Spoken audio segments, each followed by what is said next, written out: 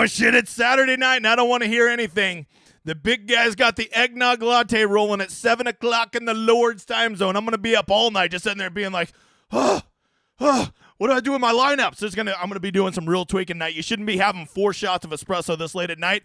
But 'tis the season, motherfather, so I'm going to enjoy my eggnog latte. Hits the spot. I'm sorry if you don't have eggnog lattes in your life. What's up, new guy? My name's James, better known as the Degenerate75. I'm a DFS content creator who is here to help you get a little bit better at DFS. I'm not going to do it with picks and plays and all that stupid shit that all the other shows do. I'm going to do it with a little thing called the process. I'm going to try to get you to quit stepping on your dick, try to make DFS sustainable for you, and hopefully have a good time while we're doing it.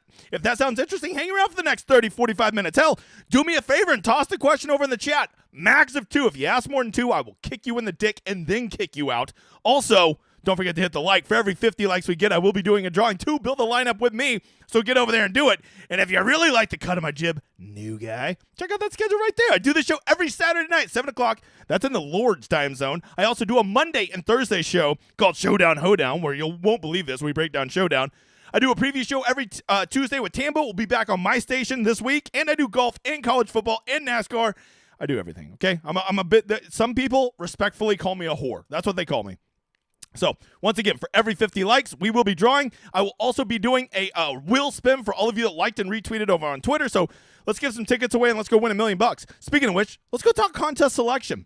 Let's see, the 11-game slate tomorrow, what do we got? Oh, shit, we got the old 555 Millie Maker.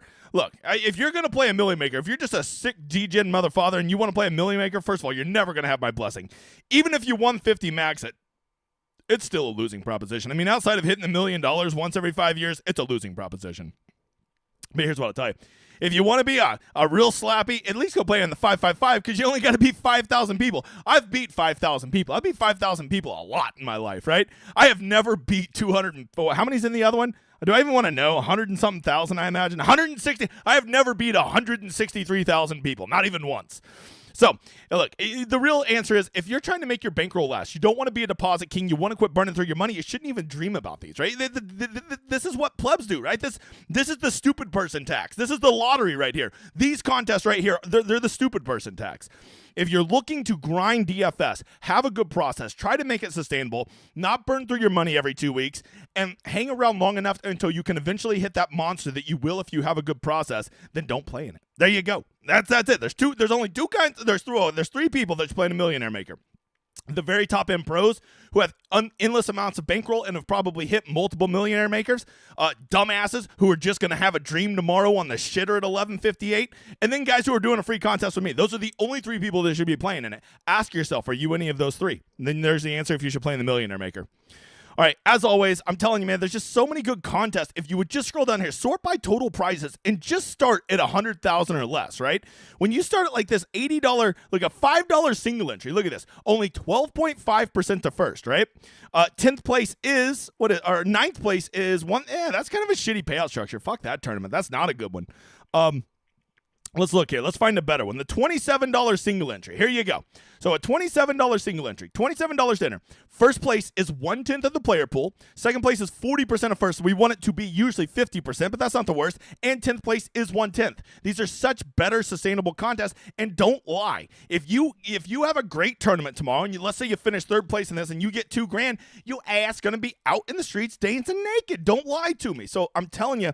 Don't even look at contests that have a prize pool more than $100,000, and you'd be amazed how much more frequently you will have good sweats, how much more frequently you'll have weeks where you break even or nearly break even. Because if you're a GPP bro, just plan. If you win 5 weeks a year being a GPP bro, you're a fucking legend, okay? Really, your goal should probably be to win about 4 to 5 weeks a year, and 1 or 2 of those be a really big week where you win maybe 10, 50, if you're lucky, 100x on your money, right? That's where you should be. So that's contest selection. Like this time of year, if you haven't listened to me at this point, you're never going to listen to me. So, do you. But I'm just telling you, this is the biggest place you're blowing your money, new guy. But, of course, the one contest you should be in is mine. Editor, put it in the chat so these people can click on it. My host got me this late, so it wasn't in the newsletter. It wasn't on the Thursday show, so it is running behind. Look, it's not even a third of the way full. It's only at 130 of 450. So just like golf had big-ass overlays this week, this contest is probably going to have an overlay. It is a $5 3 max flat payout structure, reduce rate. DraftKings hooks me up with it to grow the community. So hop in there for me. The editor just put it in the chat. You have no excuses other than being a broke-ass poor or a lazy ass. Neither of those are appreciated around here, okay? Hop in the contest, win. A quick shout-out to last week's winner, Dan Kimball, 42, boat race, everybody. Won by over 7 points, and it looks like he has a dime piece in his picture. I think. I don't know what that is. I can't tell if that's like he's standing with like a cutout of somebody or if that's like his dime piece hoe or something. Sorry, Dan. I didn't mean to call your wife a hoe, but I can't tell. It doesn't look real. That's all I'll say. That's all I'll say. Okay, Dan? Nothing personal, okay? That's your wife. She's lovely. Moving on. If you don't know, you know what? The big guy needs a sip of the eggnog latte. 'Tis the season, mother fathers. If you don't live in the part of the country that has Brahms, I weep for your soul. I weep for your soul. The big guy is definitely leaning harder into props. Hell, I even messed around with that pick six thing that DraftKings did the other day, and it's kind of fucking fun, bub. That's the truth. You want to know? It's kind of fun. I kind of liked it. It was a little bit different, right? It wasn't just your standard, what you see on Underdog and Prize Picks, where you pay this much, and then they have this shitty parlay calculator that they pay you out way less than they should, right? It was way different than that. It was almost like you were entered in a GPP based on your picks, right? And it was kind of fun. It was kind of different. I think I'm going to get into it. But I've always been the DFS guy, but I can see prop bets are becoming wildly popular, and essentially we're just using our process over at dgen75.com to find prop bets, right? You can basically find where Vegas is taking advantage of people and laying lazy lines, and we can take advantage of that by just basically knowing how these games project out.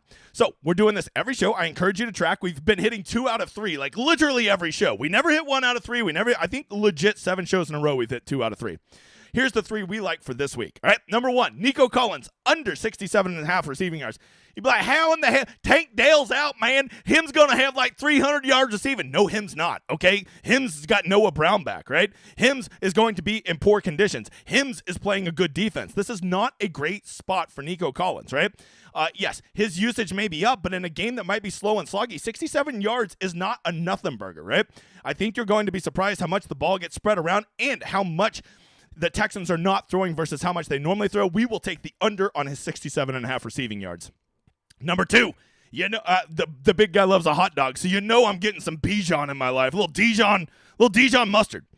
Over 68.5 rushing yards. Dijon's, look, the Falcons finally realized we need to give the ball to this guy. He's our best player. Fucking novel concept, all right? And his touches have been through the roof, right? And it's not just a touch. You think, oh, he's just catching the ball a lot. He's legit getting like 18 to 22 rushes a game.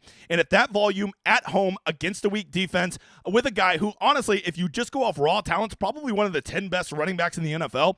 The guy's pretty electric. We like the over on his rushing yards. If we were taking the over on dusty-ass Zeke Elliott's over, you know we're taking Bijan at home against a sus defense. And then lastly, Raheem Mostert, over 45.5 rushing yards. I think a lot of people are weary.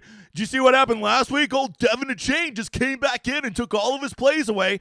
Dude, watch the game, right? They got ahead, and then, like, Mostert was benched. And, like, because they didn't, he's an old man. You got to save him. So Achane got all the work in the second half. We didn't get to see any Mostert. Mostert is still leading this backfield. I still expect him to probably get about a 60-40 split of the carries out of the backfield. Miami is going to move the ball. Miami does have a really good offense, and Raheem Mostert is still the leader of that, right? I'm not telling you he's going to get more touchdowns than Devin Achane, but I promise you, but I'll bet you he gets more rushing attempts, and more rushing attempts in that offense makes me really like over 45.5 rushing yards, right?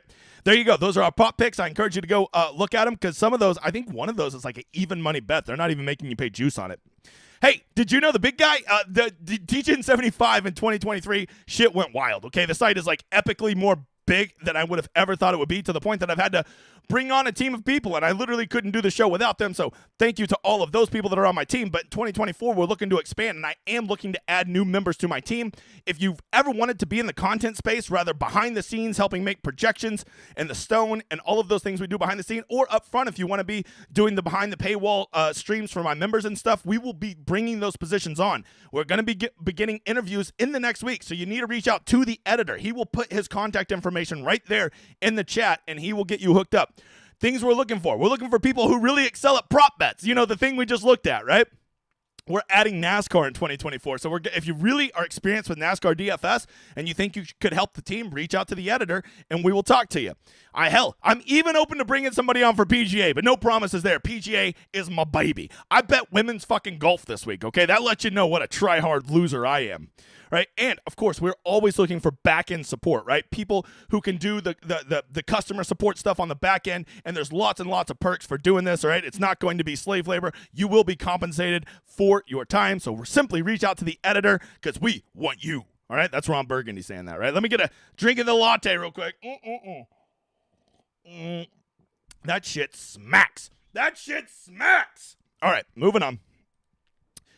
Look, if I'm going to be the guy that says it's not about picks and plays, I'm getting sweaty. Not a good idea to drink a latte when you're already a big sweaty animal and you got lights all over you. I'm going to be sweating bullets by like the time I'm by the fourth game. All right, here we go. I can already feel it starting. Let me see. Oh, look, I got a sweat towel. Let's go. All right. I'll do the fat guy sweat towel, right? Wrap it around my neck like a real fat guy. If I'm going to be the guy that doesn't give picks and plays and I'm going to focus on the process, well, then I better give you a process tip every week. And this week is no different. It is called this. Don't change the way you play when you increase the stakes you play. God, that thing on my neck's making me even hotter. Jesus. Okay. So here's what I'll tell you. Maybe the lady needs to turn on the air conditioner. Hey, Ma! Okay. A lot of you, hopefully you're getting to that point where you've had your first decent hit. And if you haven't, don't worry. A lot of times, it took me 2.5 years before I ever had a big hit at DFS, right? And to me, a big hit is something like anything like more like 10x your money, right? Really probably closer to like 25 to 100x your money, right? So you play $20 a week and you win 200, that's a big hit. But I'm talking about those ones that are real big hits. Like maybe you play $20 a week and you hit 500, or maybe you hit 2,500 or something like that, right? Something really big, significantly more than what you play. And now that you have this new money in your account and you feel like your process is doing well because you've seen it pay off by doing really well in a GPP, it's only natural that you're going to want to move up in levels, right? And I think that that is the best way to do it. That is the most organic, best way to get better at DFS is start small, learn your process, have a little success. May take a while, but once you get there, slowly move up in stakes, right? But when this happens, right, when you go from playing a $5 single entry to playing a $100 single entry, everybody who does this, their buttholes pucker straight up, right? They're like, I can't play him. Well, this is the easiest question I'll ever ask you. Would you play that guy in your $5 lineup? Well, yeah. Okay, well, then why won't you play him in your $100 lineup? Oh, because I got to play safe. Screw that. Whatever helps you be successful to build $5 winning lineups is the same process you need to have to build successful lineups for winning $100, for winning $200. Matter of fact, the more you're willing to live that contrarian lifestyle as you move up, you're going to find even more dividends for those moves because ownership really pools in higher limit stuff, right? Smaller field, higher limit stuff, it really pools. So please remember this. If you're ever trying to move up, you're going from being that $20 a week guy, now you're playing $250 every Sunday. That's a big jump. Don't let people poo-poo that. Don't let these pros who play thousands, tens of thousands of dollars a week poo-poo that. $250 a week is more than a hobby, bro. Like you're playing, like that's real money, right? You extrapolate that out for a football season, you're playing over $5,000, and that's not even counting like freaking Showdown and stuff like that, right? So that's real money, and you want to make sure that you are playing to win and not playing like a huge pussy. So when you move up in those limits, stick to your process, trust your process, and realize that the difference between those guys at the $5 games, the difference between winning those GPPs and winning $100, there's nothing there. There's nothing there. I've won them both. It's the exact same kind of players, right? There's no difference. If you have a good process and you can win small GPPs, you can have a good process and win the big GPPs. And by that, I don't mean the size of the GPP. I mean the buy-in of the GPP. So please remember that because it is inevitable. If you have a good process, you have a good relationship with DFS, you're not blowing through your money and maxing out your credit cards, and you do these things long enough, well enough, I guarantee you'll have that big hit. And what you do with that big hit is going to determine the success. Are you going to burn through it all in a month going and playing in these stupid 444 millionaire makers, playing like a huge pussy and getting $0 back on it and blowing all your money? Well, that can be your case. Or you can gradually keep moving up in stakes and maybe become a very good winning player in the long run. Remember that. That's your process tip of the week. All right, the first thing we're going to look at is weather. If you don't know, weather be really important. And I do think that there could be some overreaction to the weather this week. To me, there's basically two games that got the big guy a little nervous right now, right? One of the games, obviously, is the Jets. The Jets has a 90% chance it's going to rain during the Jets and the Houston game, right? This is part of the reason we like the under on Nico Collins. I think you're going to see a steady dose of old Dameon Pierce and Devin Singletary, right? Plus, the Jets notoriously play slow. The Jets are going to have Sauce Gardner all over Nico Collins. This is a game that just strikes me as a fucking slog, okay? A absolute slog. So I was thinking that before I saw the weather. Now you throw in rain. I mean, this game is just not fantasy viable to me, right? Like, always when there's rain, you can consider running backs and defenses, absolutely. But as far as wide receivers and passing games, like, I already didn't love this game environment. Now you throw in this weather, the big guy's out. The other game that's got me a little concerned is Baltimore. The Northeast is going to see some weather tomorrow, and Baltimore is no exception. It is almost certainly going to be raining this whole game. It wouldn't even surprise me if there are some delays due to lightning. And with this, that sucks, because I kind of thought Cooper Kupp was a sneaky little play this week. But guys like Cooper Kupp that I'm already, being very contrarian and taking a pump position on, thinking maybe he's finally back from that injury, this is going to be a good environment. Then I see this weather, I have to start asking myself, is it worth it? Is the punt worth it to justify him playing in probably what is not going to be the best scoring conditions for wide receivers? And to me, the answer is probably no, right? And so with this, can a guy like Lamar still have a huge game? Absolutely. He could still run for 2 touchdowns, 100 yards, pass for 150, and throw for 1 touchdown, right? A guy that catches short passes, like an Isaiah Likely, could still get there, right? Those are guys that are viable. But overall, I think that you have to factor this into this game, right? Like if you were all in on OBJ for whatever the fuck reason, like, you shouldn't be. Not in these conditions, dude. Other than that, I think the rest of the games look really good, and I'm not concerned about any of the weather. And the only other one that has bad weather, well, it's being played in a dome, so who gives a shit, right? So those are the ones. I guess there's a chance that it could be bad weather in Cleveland, but it's only saying 17% chance, and the fancy projections I looked at didn't seem too concerned with it, right? Let's get over to the Rosetta Stone. If you don't know, this is what I give all of my members over on my site. This is the black and white version. This is the plain Jane version for YouTube. You're going to like it because this is the I'm a poor YouTube version. If you want the fancy one that looks like this, well, I got a special code for you coming up in a little bit. Let's talk about these 12 games. Then I'll answer your questions, but not before the big guy gets another swig of the eggnog latte. 'Tis the season. I mean, smacks. All it is espresso, eggnog, little nutmeg on top. That's it, right? This isn't something fancy, all right? That is literally all it is. And for whatever reason, it is sex in my mouth. It is that my mouth is having sex right now with that eggnog residue that's left over in there, which is a loaded statement. I'm aware. It's loaded. Sit down, guy in the back. Quit getting excited. All right, here we go. Game number 1, Tampa Bay at Atlanta. I actually like this game a lot. I'm really surprised the total on this is only 41 points. I feel like this game just has sneaky shootout vibes to it, okay? I'm a Baker Mayfield. He's my favorite player in the NFL. And I've always said he's not a good fantasy quarterback, but he's actually kind of been a good fantasy quarterback this year. He is like very serviceable for a $5,300 quarterback. If he throws for 250 and 2 touchdowns tomorrow, not going to surprise me at all. He has been a solid quarterback this year, right? I actually have hope that he's going to end up being like a decent quarterback in his career. And if you think Tampa Bay, this game could sneaky shoot out, here's the best part. Baker Mayfield basically only throws the ball to Mike Evans. Right? Like, nobody else exists. Cade Otton occasionally on the goal line, and Rachaad White for checkdowns. Chris Godwin, he can't see you. But the Atlanta side is more interesting to me. If you haven't noticed, Atlanta has such better splits at home this year. And we know Atlanta doesn't exactly play like knock your dick off defense, right? So if you want to run with Atlanta, there's some really nice choices, right? To me, there's really only 3 guys to consider. I guess you could always go Desmond Ridder. I'm not a Desmond Ridder guy, but I am aware that he has won Millionaire Makers this year. So just to completely poo-poo him when he's at home in a game that I think is sneaky shootout, I don't mind it. I don't mind it. I don't like it because he has to do with efficiency, and Desmond Ridder is about as efficient as like a hamster on a wheel trying to power an entire neighborhood, right? It could happen, but it's just not very efficient.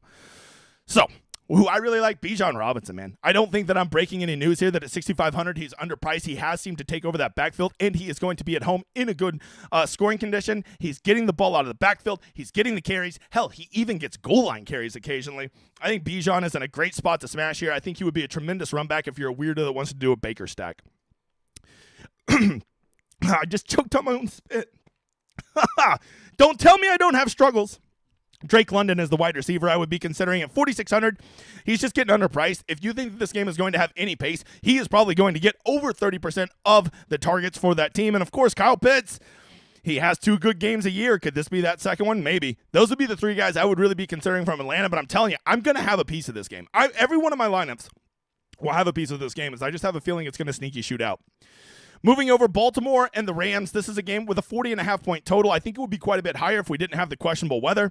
The Rams really do seem to have had a life since Karen Williams, since he's been back bitching about shit. They've really seemed like a lot better, right?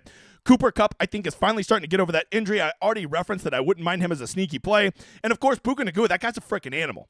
I think it is worth noting that Tyler Higbee's out, and good luck trying to figure out which one of these Rams tight ends is going to soak up that usage. My answer is probably none of them. But if you want to pick one, I think Hunter Long or Bryce Hopkins is probably your best bet. But honestly, with a 16.5-point total in rainy, sloggy conditions, I ain't lining up to play them, Bob. Baltimore, a bit more interesting, right? Keaton Mitchell is going to be starting. Keaton Mitchell is the rookie out of ECU, and Keaton Mitchell is good at 4,900, right? Could he bust a long touchdown run tomorrow? Absolutely. It's going to scare the hell out of me to fade him tomorrow, right? It's going to be simple. If I can get him at under 10%, I'll probably give him a strong consideration. If I see that he's definitely going to be over 10%, you got to fade him because you're still going to have Gus Edwards there, and I imagine Justice Hill's still going to get some token touches too, right? So that's my only concern with Keaton Mitchell. Can Lamar get there? I think with this rain, I think you're going to get Lamar under 5%. And anytime you can get Lamar at under 5%, at home, at under $8,000, that's a really good recipe, right? Who are you going to stack him with? Well, I don't know. I guess Zay Flowers would be the most likely, but maybe an Isaiah Likely could be somebody that you could consider. Moving on, Detroit, Chicago. I remember going all in on this game a few weeks ago, and my boy Justin Fields did not let me down. But remember, that game was in the Dome. Tomorrow, they're outside in the Windy City, and it's not going to be too blustery, but there will be some wind, right? Know this, though. Detroit has a good offense. Detroit moves the ball, and Detroit, for whatever reason, cannot stop a soul. So this game just has shootout vibes all over it, right? It feels like that, right? Like every time Detroit plays, I just always say, sneaky shootout game. That's what it feels like. I say that every time, right? Sneaky shootout game. That's what it feels like. What do you want me to say? Detroit's offense is so good. Now that they have the two running backs that can they just come at you in so many different ways. Jared Goff has been relatively very consistent this year. Amon-Ra St. Brown, definitively a top 5 wide receiver in the NFL. And Sam Laporta has probably emerged as one of the 4 best tight ends in the NFL as a rookie. The guy is incredible. Look, I want Detroit. They have a very concentrated offense. Basically, Goff only throws to like 2 guys. Maybe Jameson Williams. I would never consider him as a one-off play, but if I'm stacking Goff, I would consider him. But I think the more interesting side here is stacking Justin Fields and then running it back with those Detroit options. Because Justin Fields is so damn good that, like, if we have him projected for 63 rushing yards, and honest to God, I don't even feel like that's enough, right? He has the ability to get you 15, 20 points just on rushing, right? And then if he does that, then any of the passing he does, that's just cherries on top, right? So I think Justin Fields is a guy that if you want to stack him, he's a really good play against this Lions defense. And here's the best part. You only have to skinny stack him. You don't need to double stack him, right? You just go put him with just DJ Moore or just Cole Kmet, and that's going to be good enough. Run it back with whatever Lion you think is going to push the pace, and now you have a nice skinny stack in a game that could sneaky shoot out. And I don't think Justin Fields is going to be wildly owned. He might get up to 7 or 8, but like if he's a guy that's going to go for 30 and break the slate, who gives a shit? $6,800 is too cheap for Justin Fields. Moving on, another game. Hey, who was the first one to the party on Jake Browning? Who was it? That's right. This guy right here. All right. I was warm to the party, right? He did me very well at Showdown. And if he's going to continue to be that efficient of a quarterback, this game just seems like an awesome game because Indianapolis has a good offense. They do. They surprisingly have a good offense even when Jonathan Taylor's out. And Gardner Minshew's the quarterback. They still have a good offense, and they still don't stop anybody. So once again, this game has those good vibes of a game that like sneaky could get to like 50, 52-point total or something like that, right? And you look up and 3 guys from this game are in the optimal. The key is do you think Jake Browning was a flash in the pan, or do you think he's here to stay? Because if he is going to move the ball, even at 80% of what he did in primetime the other night, Jake Browning at 5,200 becomes a really good play, right? But more than that, I think it's the guys that he throws the ball to. I think Joe Mixon at 6,100 catching dump-off passes, never leaving the field during the game becomes a very viable option. Jamar Chase is an absolute animal, and we know that Browning has an eye for him, and T. Higgins is still due for one of those sneaky breakout games, right? So there is some reasons to stack this. But I think the more interesting side to stack here is the Gardner Minshew side, because everybody's going to play Zach Moss. If you think you're getting clever and thinking you can go back to him because he fucked everybody last week, look, bro, this ain't 2019. That shit don't fly anymore. People are smart enough to realize he was a great play last week and he flopped. He's a great play this week. You got to still play him, right? You got to just have forgiveness in your heart at DFS. So if everybody's going to play Moss, go grab Minshew and just skinny stack him with Pittman or Downs, or if you're a real sicko, Alex Pierce, right? This is the way that you could play it. And now not only have you faded Moss, if those guys are doing well, it probably means Moss is being nerfed a little bit because he's not getting the touchdown equity. And then you can still get into this good game environment. Go grab that Jamar Chase or that Joe Mixon run back, and you have something I think could be sneaky here. Jacksonville, Cleveland, one of the most disgusting games on the slate. The game is in Cleveland. We're a little worried about the weather, not too much. Trevor Lawrence is actually trending towards playing what I'm seeing. I cannot believe he's going to play. You don't do that with the franchise, right? But they are desperate, and they do need to make the playoffs. So maybe he's going to tough it out. But if he does, he's not going to be himself. I don't love this game for Jacksonville. ETN is a guy coming back off an injury. I am almost for sure you're only going to see about 80% of the normal production you see out of him. And then the big news is Christian Kirk is out, which probably opens up quite a bit of value. Well, I think people are going to assume it's going to go to Calvin Ridley, but I think the two people that benefit the most from this are definitively number one, Zay Jones, and a distant second, Parker Washington, who had the big game the other night, but I would not go chase that Parker Washington action. And, of course, Evan Ingram. You always got to stop thinking that just because a wide receiver's out, another wide receiver is going to benefit from that. So I like Evan Ingram to eat that up if you think Jacksonville is going to have a pulse on offense, which I'm not sure they are. Cleveland, Joe Flacco, everybody's heard it. He only throws the ball to Elijah Moore, so just go play Amari Cooper. It's very simple, right? I mean, when this community gets on a narrative, I love it. I've never wanted to fade a guy so hard that I'm going to fade Elijah Moore, right? Hey, you see those air yards last week? Well, yes, I saw those air yards last week, okay? Yeah, you go play that. Go all in on Elijah Moore, and maybe he'll do well, and you guys can spike the football. But I'll take my chances. He's not going to fucking kill it. It's Elijah Moore, and it's Joe Flacco. I think the more interesting play here is Jerome Ford, Amari Cooper, and David Njoku. If you like Cleveland at home to score some points, well, then just go grab the part of the offense that people aren't talking about, which are those three. I think they could all get there. Carolina and New Orleans, Heartbreak City. I was all dead set on going with Jameis Winston, but sadly, that is not going to be the case. Jameis, this one's for you. A true tragedy.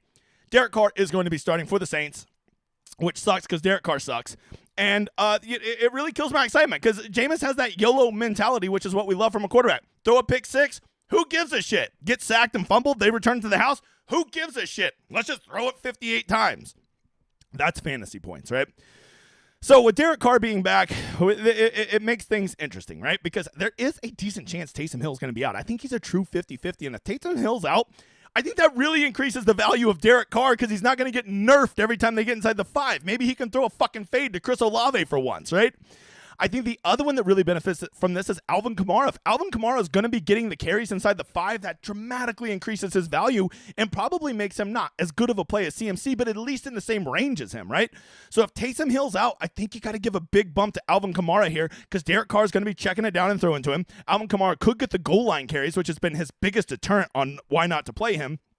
And I think them being at home against Carolina, that defense sucks.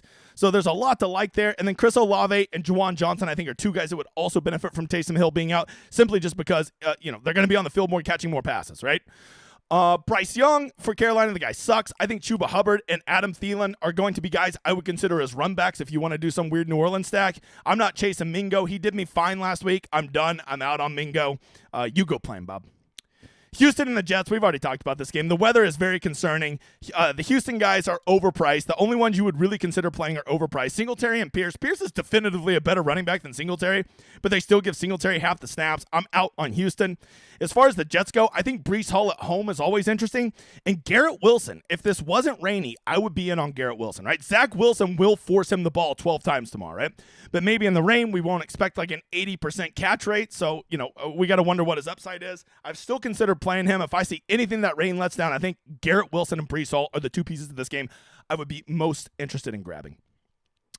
Getting to the afternoon, maybe the sneakiest game on the slate, this Minnesota-Las Vegas game. Did you see Josh Dobbs last game? He sucked so bad. He did, right? That's why the season is not played in a vacuum. Every week is a new week, and Josh Dobbs has already had 2 GPP winning type weeks this year. And, this week he gets back the best fucking wide receiver in the NFL named Justin Jefferson. I think that's got to be a slight increase to his value, right? And they're playing the slapdick Raiders, and Max Crosby's a little banged up. That all sounds like good news, right? He still have TJ Hawkinson. Yes, Hawks. Targets have been down, but maybe those will go back up if this game has some pace to it, right? Over for the Las Vegas side, Aiden O'Connell is not that bad of a quarterback. Like, he is not as dusty as a lot of these backup quarterbacks we've been seeing for some of these other teams. And I think Josh Jacobs and Devontae Adams are just an absolute usage monsters, right? No matter what this pace is, if it shoots out, if it's slow, if the Raiders are ahead, the Raiders are behind, I think both of those guys are game script proof and could still have big games in this. So to me, this is a game that I don't know if you want to stack, but I almost certainly want to get a secondary correlation piece in there, right? Come grab Jefferson from this side and run it back with Josh Jacobs, right? Yes, that's eating up a lot of money for a correlation, but if this game game, is 28-27 or something like this in the dome where we don't have to worry about conditions, I'm telling you, this game could be a sneaky one. I will tell you, I don't love double stacking Joshua Dobbs, and weirdly enough, I only would want to double stack Aiden O'Connell. AOC, Articles of Confederation is what we call him around here. All right, Seattle and San. Oh shit, 100 likes already. I haven't even had to beg for them. To the people, to the people. 'Tis the season, motherfucker. Getting a little gummy.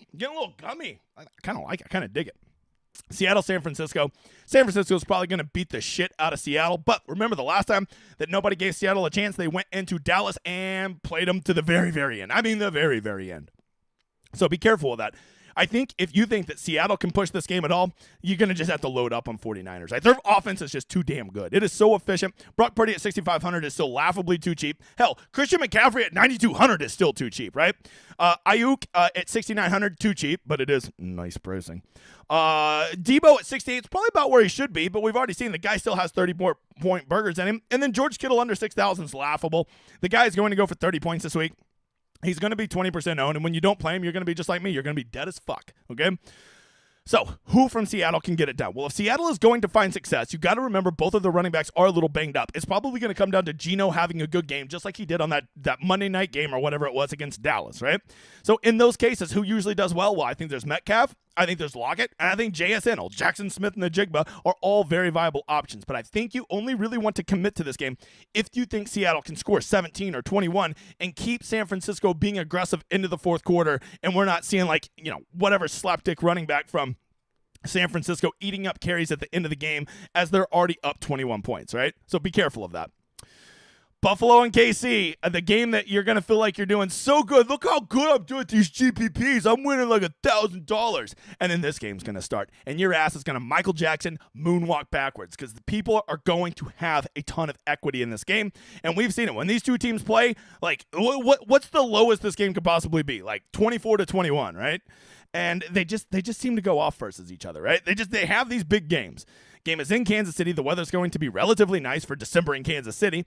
Josh Allen has already proven in big games, no one puts up fantasy stats like Josh Allen in a big game. The biggest problem with him is who the hell do you stack him with? I would actually lean Dalton Kincaid, but now Dawson Knox back, and we haven't seen how that's going to impact Kincaid. Stephon Diggs has kind of been a bit of a bummer this year, right? But that kind of just makes me feel like he's due for a big one. Gabe Davis is always a sneaky play that everybody always forgets about. Never forget, this was the 4-touchdown game that he had against KC. What was that? About right at 2 years ago now. And everybody plays Shakur because they're donkeys, right? Old two-pack shaker.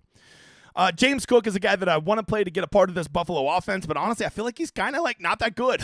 I mean, he's a good player. He's just not that good at fantasy, right? So it's like, who the hell am I going to play from the Bills? And I still have to figure that out. I haven't, but I know that I need to play somebody from this game. The big news for KC is Isaiah Pacheco is out, and with him being out, I think you're going to see a steady dose of Clyde Edwards-Helaire on first and second down, but I think you're really going to see a lot of Jerick McKinnon, not only on third downs where he usually works, but I think you're going to see him even get incorporated more on second longs and stuff like that. As one of the big reasons Clyde Edwards-Helaire got benched, other than the fact that he sucks, is because he can't pass block for shit, right? So I think you're going to see a lot more Jerick McKinnon, and Jerick McKinnon can get there in one play. We saw it 3 different times last year, right? So he becomes really interesting at 4,800, but then I always have my process rule of, do I really want to play a second-string punt running back? And on main slate, the answer to that is usually no. Rashee Rice is safely the number one wide receiver for Kansas City, but the number one wide receiver for Kansas City versus the number one wide receiver for any other team in the NFL literally means dick. That means he'll probably run 2/3 of the routes, right? Which, whenever they have 57 wide receivers they rotate in, I'm not sure how great that is. And of course, Travis Kelce is always option number one for Kansas City, especially in big games. He could go for 30 tomorrow, but at that price tag, especially if you're stacking him with Mahomes, it's what do you want the rest of your lineup to look like, right? What you got to ask yourself, when you spend all this money on your stack, where are you going to save money? There's not a lot of great punt options. Those $3,000 wide receivers aren't just falling out of our shorts this week, right? We're going to have to find somewhere to save some money, and that's what makes playing Travis Kelce so difficult this week. And then lastly, Denver versus the Chargers, a game that's in the dome. Denver is not afraid to almost act like they're going to get in a shootout and be like, nah, I'm kidding, bruh. I'm kidding. So this one, it has a sneaky total right at 44. I think that this game could be that game in the afternoon that if things aren't going well for me early tomorrow, I am pivoting to this game as I think it is going to be the forgotten about game in the afternoon slate. Russell Wilson, let's just put him in for 16 points right now. I think Javonte is still due for that monster game. The Chargers defense is not great, and Cortland Sutton scores a touchdown every week, so of course it'll be Jerry Jeudy getting 2 this week, right? Isn't that the way it works? Those are the 4 guys. Are the really just Williams, Sutton, and Jeudy are the big 3 I would consider. They just don't want to use Mims appropriately, so I can't trust him. For the Chargers, does it not feel like it's been a little bit since we remembered Austin Eckler, right? He's a little banged up, a little slow, but now he's at home versus Denver at 7,600, and I think he's going to be under 10% home. And it just seems like an Austin Eckler week, doesn't it? Doesn't it? I don't know. Just that. And now Keenan Allen's back down to 8,600, and we've already seen every other wide receiver on that team suck, so Justin Herbert only throws to him, right? That's the only guy he throws to. So at 8,600, I think he's probably the safest pay-up option. I don't know that he's the best, but he's certainly the safest pay-up option. And this game just feels like somewhere I want to have some action in it, right? And the good thing is like I can have these Bills and Chiefs reserved in my lineups, and if things aren't going well early, I'll just go pivot that shit to like Jerry Jeudy and Austin Eckler, and ain't nobody playing those motherfathers. So there you go. That is the 12-game slate. Those are some injuries. That is some stuff to be watching out for. The big news is going to be the inactives tomorrow at 10:30. Let's get to the drawings, but before we do, let me drink this eggnog. That shit smacks. Check out all my winners this week, guys.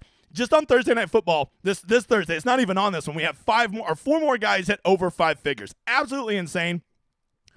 None of these guys are doing this with my picks or my plays. They're just a bunch of dudes who have bought in and are using projections and their own process to build the best versions of their player pool. You can see just absolutely unbelievable hits. 50,000, 15, 10,000, 10,000, 2,000, 1,500, 1,000. And don't think that I just have a bunch of high rollers on my site. Matter of fact, I would say I have like not a lot of high rollers on my site, right? We have guys that go for like those $100 wins and $200 wins because like if you're playing $10 a week and you win $200, that's pretty awesome, Bob. So I want to give a shout out to all my winners. You can see we got guys over here winning 80, 100, 35, 555, 100. Shout out to all my winners. Next week's going to be great. If you want to know where all these guys are from, they're from DGen75. Check that out. That's my website. Guys, I'm telling you, this is the best month ever to sign up. We got the last 4 weeks of NFL, which will cover all those. I'll be doing playoff NFL. I have college football and all the bowl games, and all of that is included in my football package, which is a ridiculous. Hold on, let me get back here. $34.99 a month. And because it's the last month of the year and the big guy's got a Santa hat on, we're doing this. Just use code LASTCHANCE when you check out. It'll give you 15% off this month, right? 15% off. Try it out. You won't regret it. Literally had like 10 people up Thursday, so I thought, well, shit, let's run it again. So there you go. Last chance. Use it when you check out. You won't regret it, Bob. And then I have the best tool ever. I got the Rosetta Stone, right? This is what it looks like. I walk, if this seems intimidating, 30 minutes with it, and you'll be like, this is my new best friend, right? I walk you through how to understand everything. If you want to try the site out free for a week, sign up for the newsletter. The editor will toss it in the chat. All right, editor, I see 191 people here. Let's go. I'm going to spin the wheel. The editor is going to draw 2 names from the chat, and if we get to 150 likes, we'll do a third name in a little bit. So I'm going to run this, and then I'm going to finish the latte. I'm going to wipe off the sweat. B Newsome 89. There you go. Thanks for liking and retweeting. You got to like and retweet. Some of you are like, I don't see my name on the wheel. Try reading the directions. Dickie, it said retweet. Editor is going to draw us the names from the, get out of here, stupid. For those, while he's doing that, I'm going to start answering some questions. Oh, there's one. Shot like Harden. Hey, that name makes me sad. He used to be my favorite player when he was here in Oklahoma City until he ditched me like a $2 whore. To go be mediocre for the Rockets. Okay, he was good for the Rockets, but their teams weren't. And Luke Dominic, I know that guy. There we go. 2 winners. Reach out to me. We'll build those lineups. Get to me tonight, guys. I'm too busy on Sunday mornings to build lineups. You got to reach out to me on Saturday nights if you want to build the lineups. All right, going to answer questions. 100, man, great crowd tonight. 120 likes in here, you motherfathers. Thanks you guys for being here on a Saturday night in December. Let the fat guy wipe that sweat off his face. Ugh. All right. I'm telling you, that eggnog latte was good, but not good when you got hot lights on you in front of a camera going 100 miles an hour, and then you're drinking a steaming hot latte. Pretty stupid. I should have made an iced one. Hey, Ma! Next time, make it iced. Now she knows. All right. There we go. I still live at home with my mom. I'm in my mom's basement right now. All right, man, I needed those banjos tonight. Oh, yeah, let's all say, hey, everybody, best thoughts to Nick. He lost someone dear to him today, and I think some good vibes from Nick would be a good thing, everybody.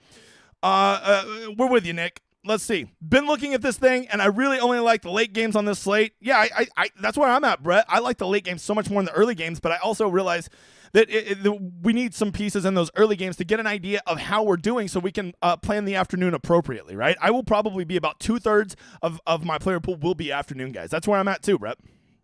That's okay, but I also think it's important to remember to use late swap to your advantage tomorrow too.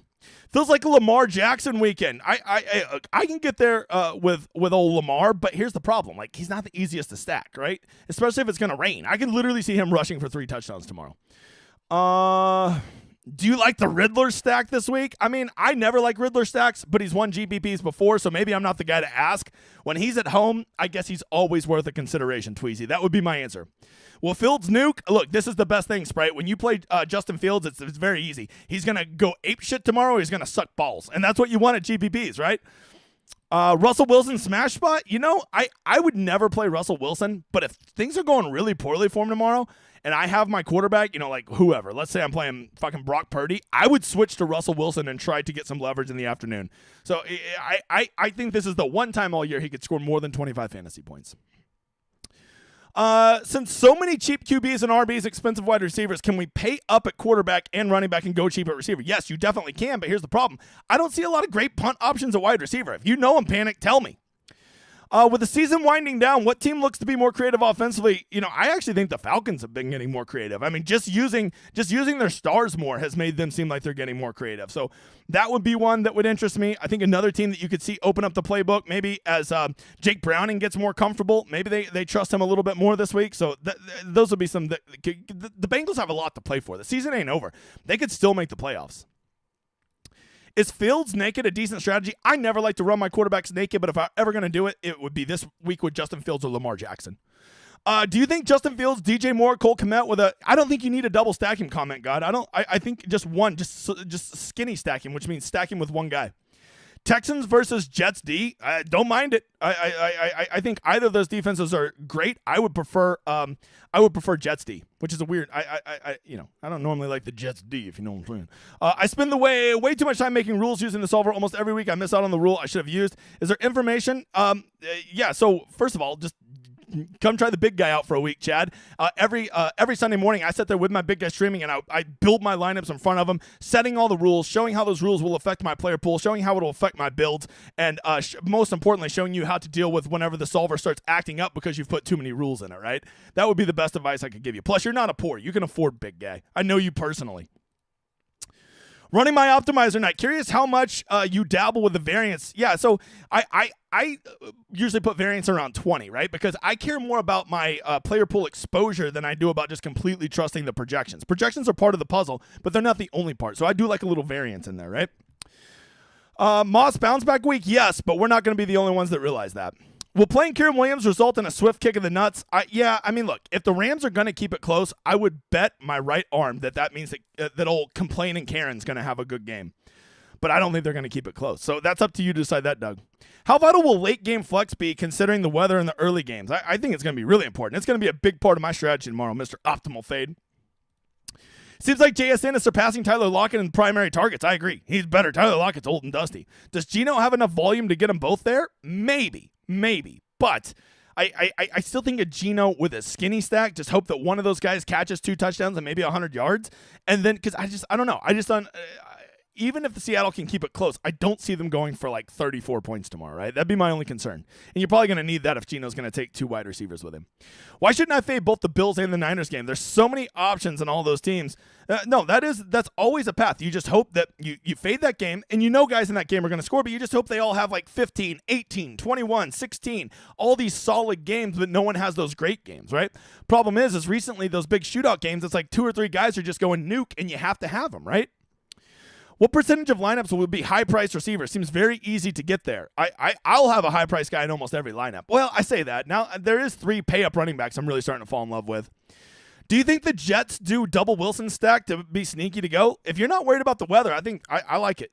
I mean, Zach Wilson, he's had 20-point games before. I think there's other quarterbacks I'd rather play, but if you're a real sicko, try it, Jonathan. I think I could think 5 other punt quarterbacks I'd rather play. In a 3-max, how many QBs would you play? I play one. I play one quarterback, and I mix up who I stack him with and who I'm running him back with, right? You need to commit to it, is my opinion. What team do we get? What team would you cross completely off the list? Well, it's going to be one of these teams in the rain, probably one of them on the road, probably the Texans. I ain't playing any Texans. All right, where's the cheaper chalk play of the week? How often do you think there'll be another play, similar product, maybe a few $100s more or chalky?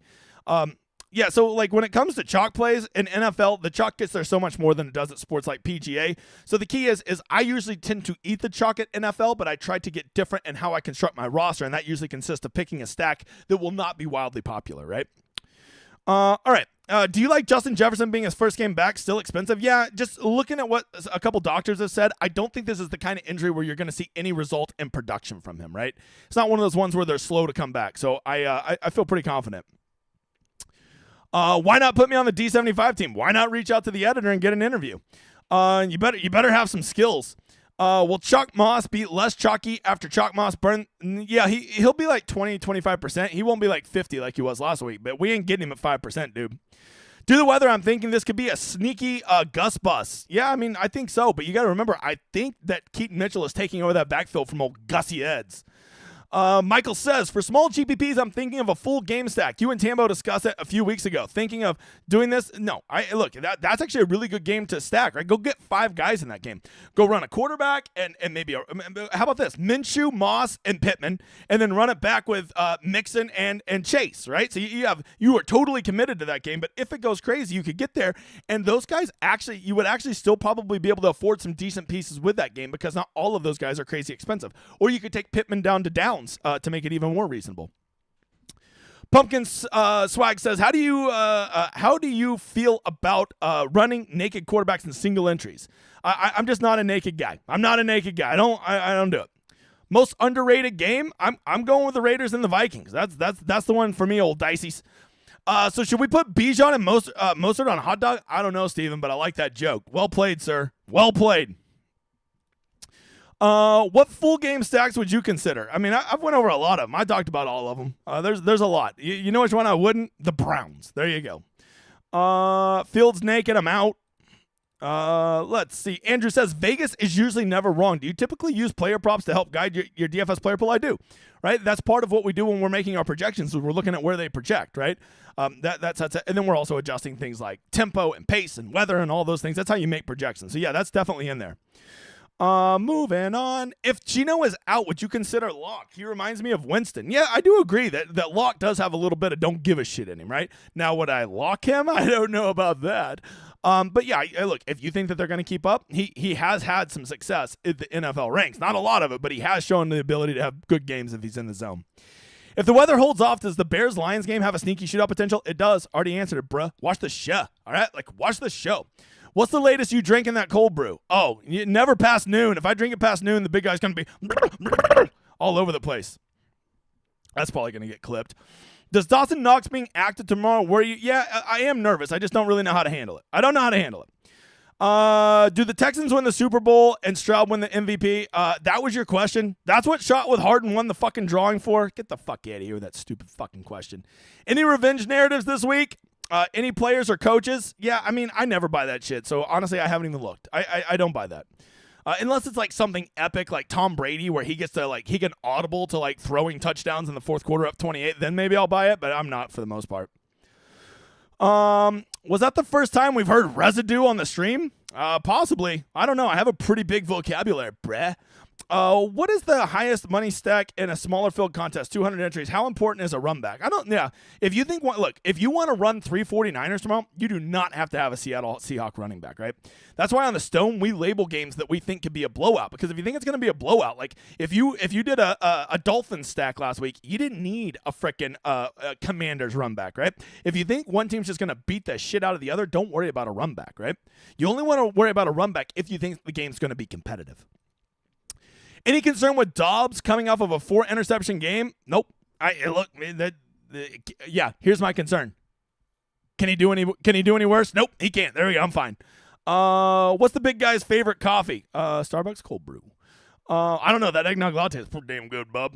I'm not playing Lamar naked. Stop asking that fucking question.